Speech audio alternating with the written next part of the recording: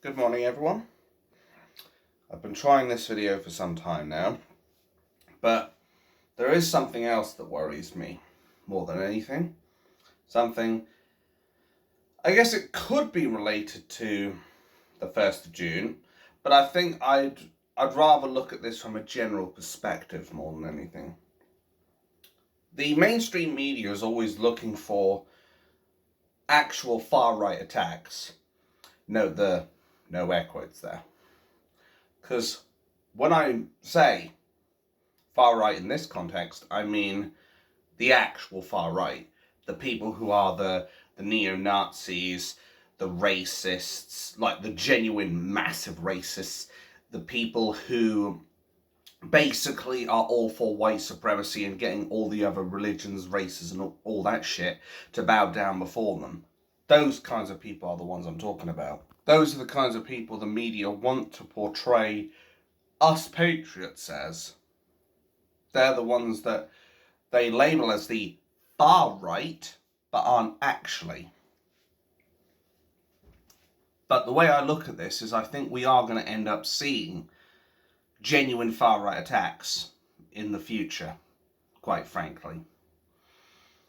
I think we're going to end up seeing another Darren Osbourne-esque attack. And it's mainly because people are understandably fed up of the inaction of our government, the incompetence of our government, the inability for our government to realise what the British people want.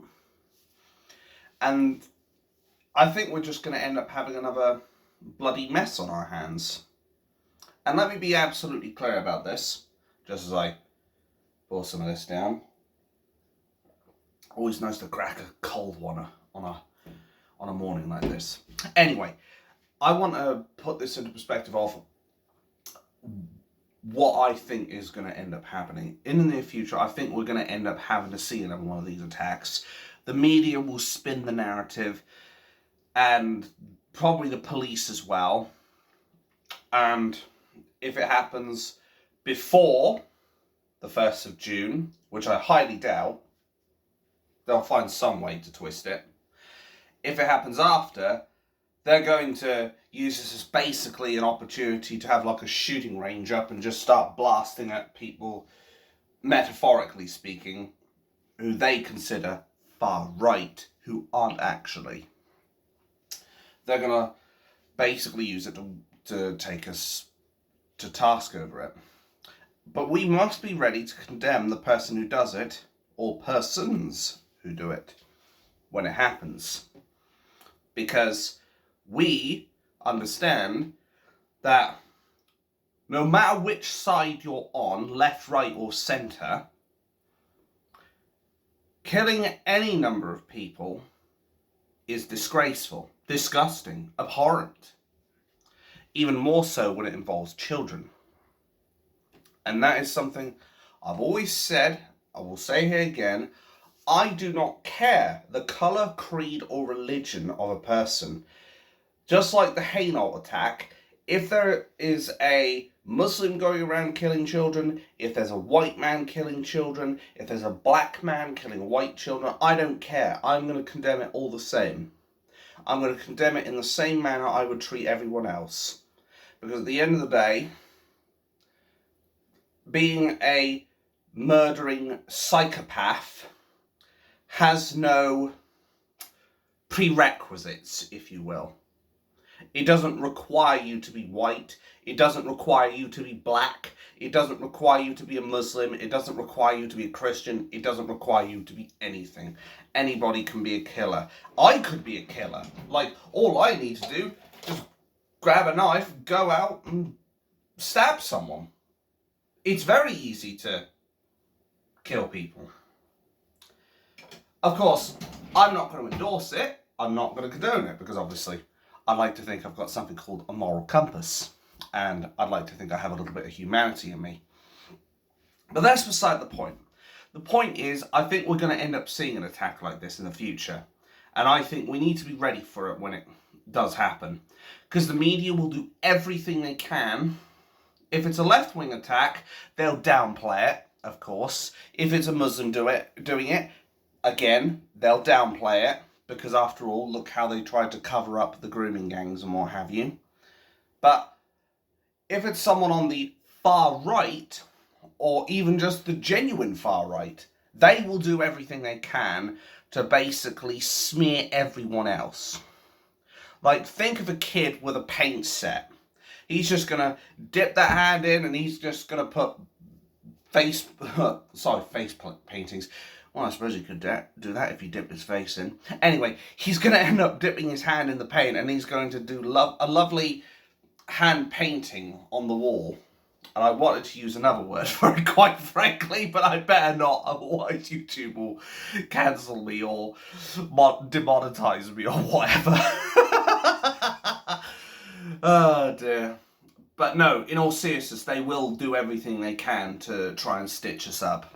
And we've got to be ready for that. Likewise, I think the police, as we saw from St. George's Day, they will... I think they're going to try and create a narrative again. Like, that's what they did effectively when we had St. George's Day. Everyone was having fun. Everyone was celebrating what should be a yearly significant holiday and what have you. And then the police came along and charged at them. They tried to create the narrative, oh, the far right are attacking us again. No, that was not what happened. That was actually the police who did that. But they got exposed for it. So much akin to the potential attack from a genuine far right source, we should be vigilant as far as the police are concerned as well. Because I think they will do everything they can again to create a narrative that says, oh, all these far right people, they're attacking us and blah, blah, blah. Or they'll try and play the victim card when Tommy Robinson plays that documentary. Nearly certain of it. Because our police force, let's face it, they're not fit for purpose right now. They certainly aren't while they've got snakes like Sadiq Khan and Mark Rowley in power. I think it's always going to be like that, though, unfortunately, until such time as those two are shown the bloody door. But we must make sure we give them no quarter in any regard. The only time I would ever say to do anything illegal is to defend yourself against the police. That's it. If the police attack us first, defend yourself, but leave it at that. Don't go out of your way to seek a fight. Don't go out of your way to attack the police without good cause. Because remember, we're allowed to defend ourselves. Because otherwise, what do we have left? Though, to be fair, they tried to say it to Tommy Robinson's mother, I believe, that she was not allowed to defend herself when her life was threatened by Islamic extremists. And they gave her this stupid little leaflet that said, you're not allowed to get a weapon to defend yourself, and you're not allowed to defend yourself against potential terrorists or people intruding in your home. When, as anybody knows, your home is your castle. But, of course, the mainstream media won't tell you this. Because, say it with me, folks, it doesn't suit the narrative. Our police need to understand that we will not go out of our way to break the law, but we will not stand idly by while they treat us like an open doormat. Not going to happen. Not going to happen. The police need to be reminded they serve us, not the other way round. Just like the politicians should be serving us, not the other way round. And if they think for 1 second they're going to get away with this kind of treachery, they've got another thing coming. All it takes is another instance of what they did at St. George's Day, and they got exposed for it. We do that again, their credibility goes up in flames. Completely. Because then it won't just be a matter of we know what they're already doing. It'll be a matter of we know, and now the sheep know what's going on, and they're going to rebel against the shepherd, basically. Oh, dearie me. It's hard, that. Really hard. Ever get that feeling when something, you try to down something and it hits you hard in the throat? That's what I'm feeling right now. Anyway, the point is, if the police dare to try what they did on St. George's Day, we need to be ready with our phones, ready to record that shit, because we cannot let them get away with it again. Ever. We will make it very clear to the police that we will not stand idly by while they treat their own people like shit. Because at the end of the day, we are human beings. We're not animals. We're not part of a 5th century death cult. Quick jab. Anyway, we're not part of a 5th century death cult. And we're not here to commit crimes and just be like, the system. Well, we're allowed to do whatever we want. We're not doing that. We're just making sure that we stay safe, which is what the police should be doing, and making sure that the police behave themselves, because they're more the ones at fault for the not behaving themselves than the supposed far right they keep labeling. Like, if there was actual genuine far right people who were inciting violence and hatred and all that shit, then I could understand them going in. But did you see that on St. George's Day? No, you didn't. That's what I'm trying to say here. The vast majority of us who go to these protests are peaceful people.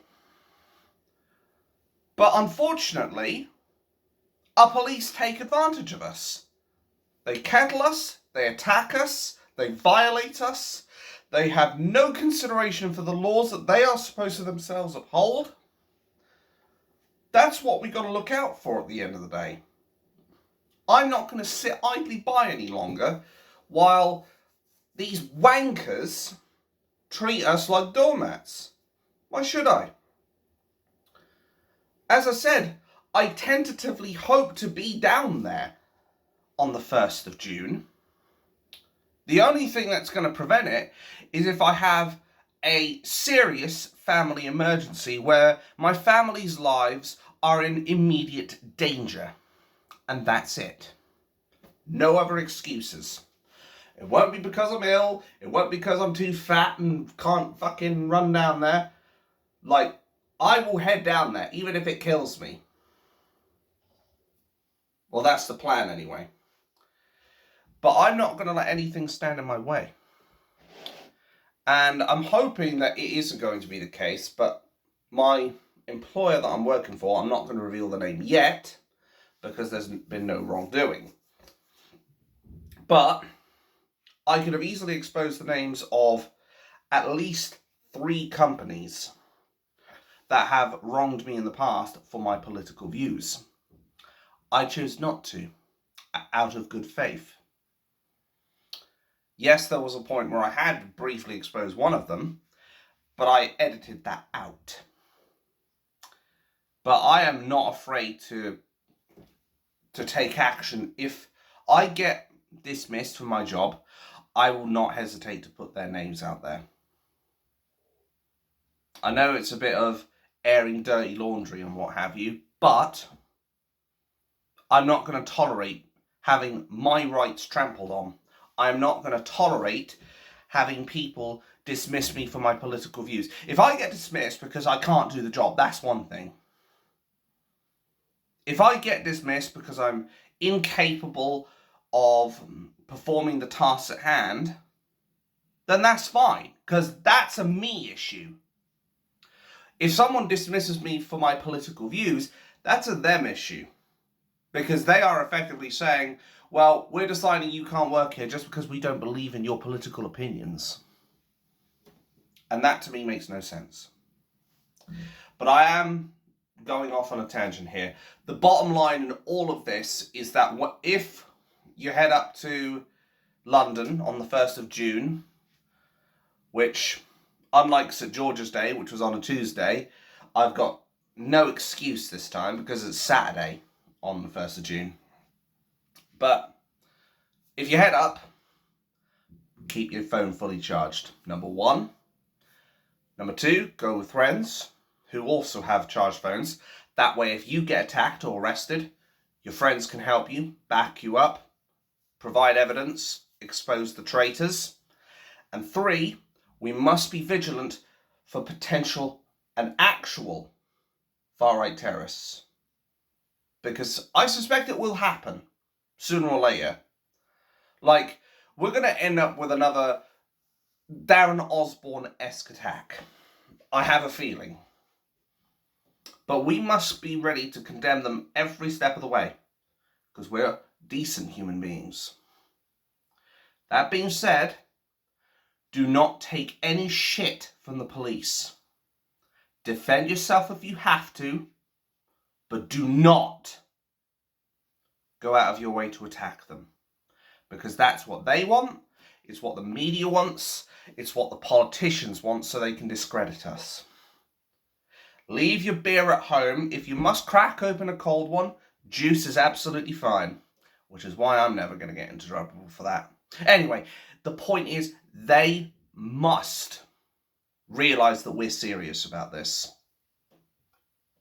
They must accept that they have that respect and the behavioural thing is a two-way street.